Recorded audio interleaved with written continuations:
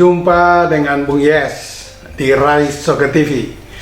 Kali ini kita mengulas tentang pertandingan semalam dalam babak 8 besar di mana Prancis bertemu dengan Inggris.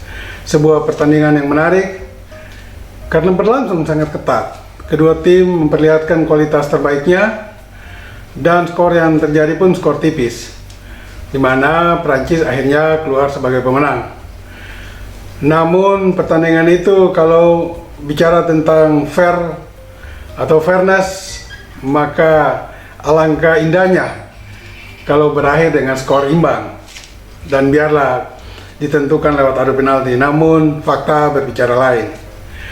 Prancis lewat 2 gol oleh Tchouaméni di menit ke-16 dan kemudian Olivier Giroud di menit ke-78 dan satu balasan daripada Inggris yang dicetak dari titik penalti oleh penyerang tengah Harry Kane di babak kedua membuat Inggris memperkecil kekalahan. Tapi berbicara dari awal, saya melihat di babak pertama kedua tim masih mencari-cari bentuk permainan terbaiknya dan peluang-peluang yang tercipta pun sangat sedikit, dan itu lebih menonjol pada Inggris, di mana Inggris mendapat satu peluang yang baik, antara lain lewat tendangan Harry Kane dari jarak sekitar 20 meter dari area kotak penalti Prancis. Namun tendangan kerasnya masih bisa diblok oleh kiper Lloris sehingga melahirkan tendangan penjuru. Ini berbanding terbalik ketika permainan berlangsung di babak kedua.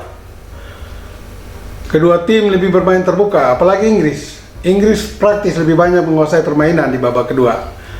Dan kita lihat mereka akhirnya mendapat tendangan penalti lewat Harry Kane di menit ke-52 untuk menyamakan kedudukan menjadi 1-1. Penalti ini diberikan kepada Inggris setelah penyerang sayap Bukayo Saka dijatuhkan di kotak penalti oleh pemain yang mencetak gol bagi Prancis, Tchouaméni. Dan ini berarti Tchouaméni impas.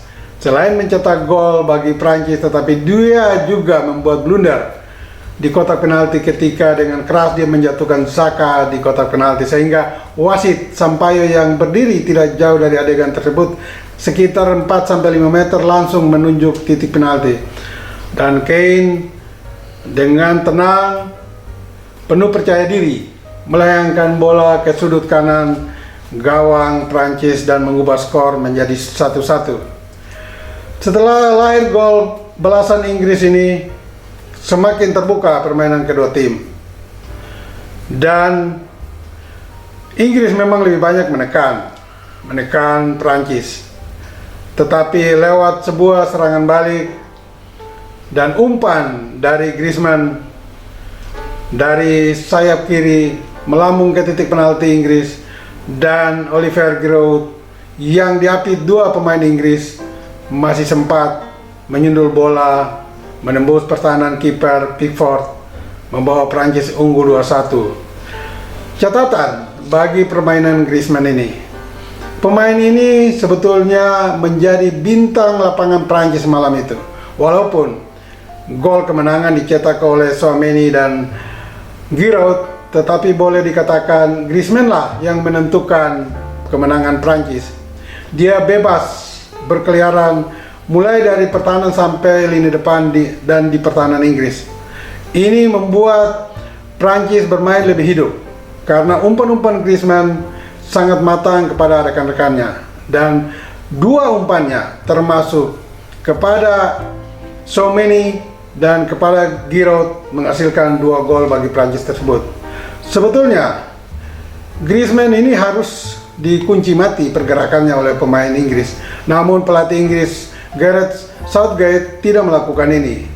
Mereka lupa bahwa lancarnya permainan Prancis atau serangan Prancis itu biasanya diawali oleh bola-bola matang Griezmann dari lini tengah kepada para penyerangnya. Namun tidak dilakukan oleh Inggris dalam mengunci permainan Griezmann. Kelihatan pemain lini tengah Inggris sangat percaya diri sehingga membuat Griezmann leluasa bergerak dengan atau tanpa bola. Dan Inggris harus membayar mahal atas keputusan mereka untuk tidak mengunci permainan atau gerakan dari Griezmann ini. Lini tengah Inggris yang dibela oleh 3 pemain yang sangat mobile malam itu, yaitu pada diri Jude Bellingham, Rice dan Henderson, sudah bermain baik. Tetapi kesalahan itu yang membuat mereka harus membayar mahal. Kesalahan tidak menjaga atau mengawasi Griezmann secara ketat. Walaupun Griezmann sendiri memang sangat hebat dalam membaca permainan Inggris maupun mendukung serangan Prancis, dia sampai harus mendapat kartu kuning karena terkadang Griezmann juga melakukan tackle-tackle keras terhadap Inggris atau terhadap pemain-pemain Inggris, dan ini membuat Sampaio akhirnya memberikan kartu kuning kepada Griezmann.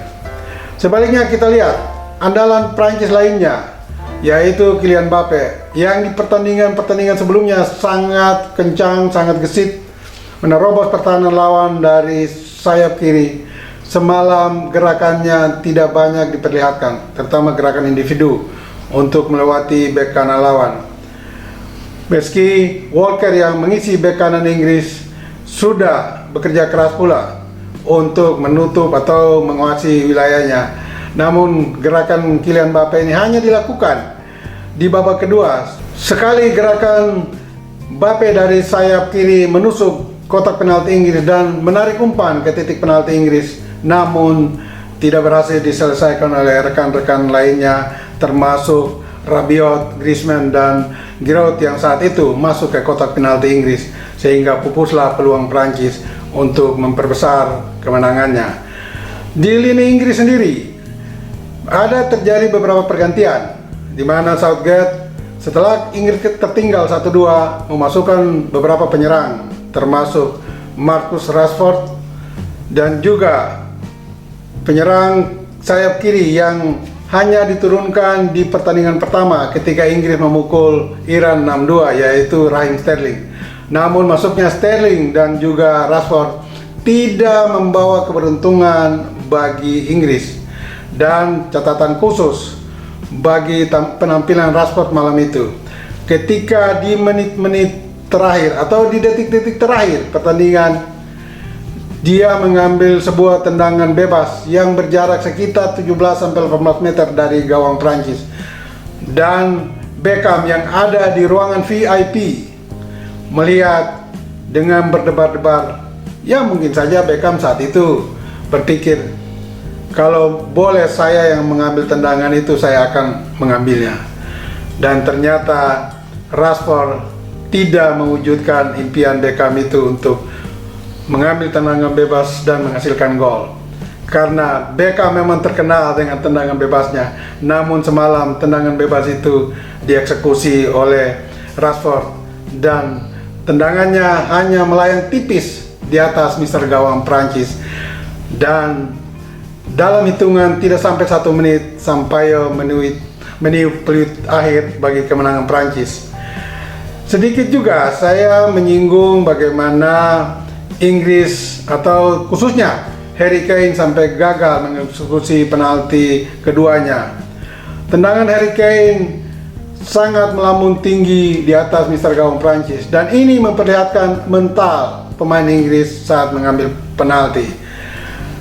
Kane tentu sangat menderita dalam tekanan psikologisnya, karena bila gagal maka peluang Inggris untuk menyamakan kedudukan semakin berat, karena peluang penalti kedua bagi Inggris itu hanya terjadi sekitar 10 menit menjelang peluit panjang.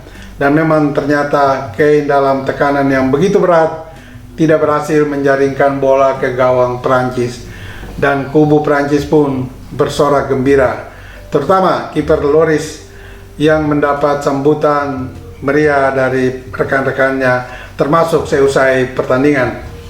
Kita berharap keempat tim yang maju ke semifinal, yaitu Kroasia yang akan bertemu Argentina dan Maroko, kuda hitam Afrika, yang akan menghadapi Prancis akan menyuguhkan dua pertandingan terbaik di semifinalnya, dan siapapun yang menang layak tampil di final, karena 4 tim yang sudah maju di 4 besar ini adalah tentu tim-tim terbaik, termasuk Maroko yang mengejutkan dengan mengempaskan tim-tim andal dari Eropa. Dan ingat, bola itu bulat. Giring terus!